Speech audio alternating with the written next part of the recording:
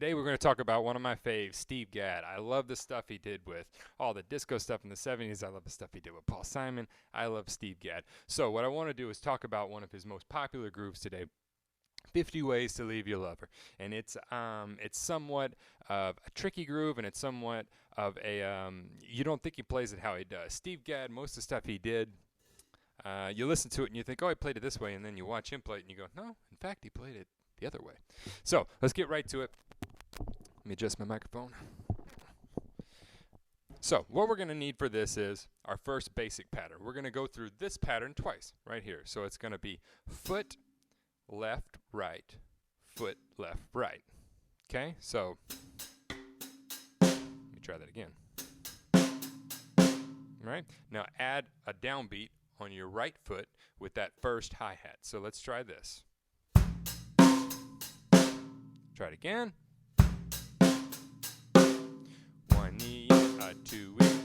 Now what you want to do is add one more hi-hat hit and one more kick drum at the end of that. So it's going to go like this, super slow.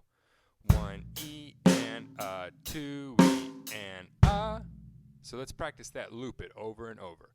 1 E and 2 E and 1 E and 2 E and 1 E and 2 E and just like that. What I want you to add now is on beat 3. This is the first. It's a 2-bar measure loop, 2-measure loop. What we're going to add now is a downbeat on the tom on 3. Okay? So this is the part we've got so far. Now that second kick right there, we're going to add a tom to it. E, 2 E and 3 and Now on the 4 E and it's basically going to be right, left, but we're going to double that first right. So it's going to go. So 1 E, 2 E and 3 and 3 and First part of the next measure is the same thing as the first part of that measure until it gets to beat 3. Thing we do different is we leave the tom off of beat 3 and we put both toms on beat 4. So it's going to go like this.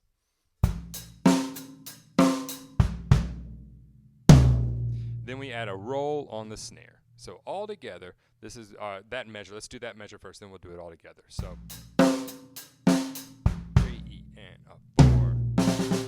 So we're going to add a roll at the end of that measure. So all of them together go like this.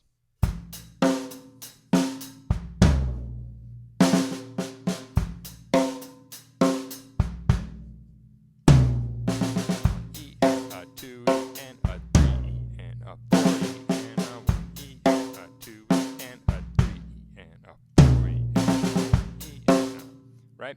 Very simple, very simple. So I'm going to speed it up a little bit. After you get those basic things down, you need to speed it up like so.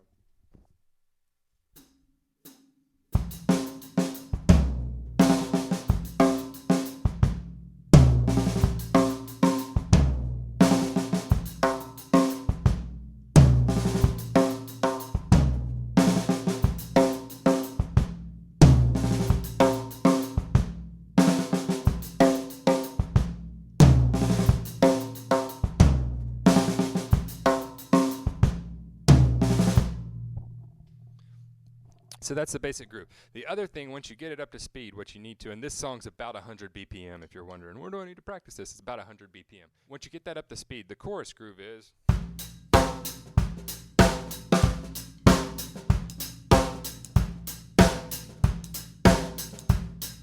So you need to practice getting out of that. So I'm going to go 2 bars of that.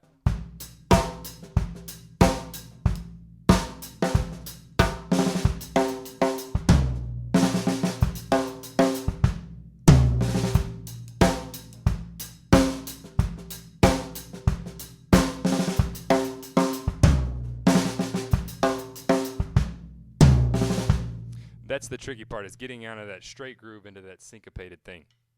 This is one of my all-time fave grooves. I hope that's helped break it down just a little bit and make it a little bit clearer for you.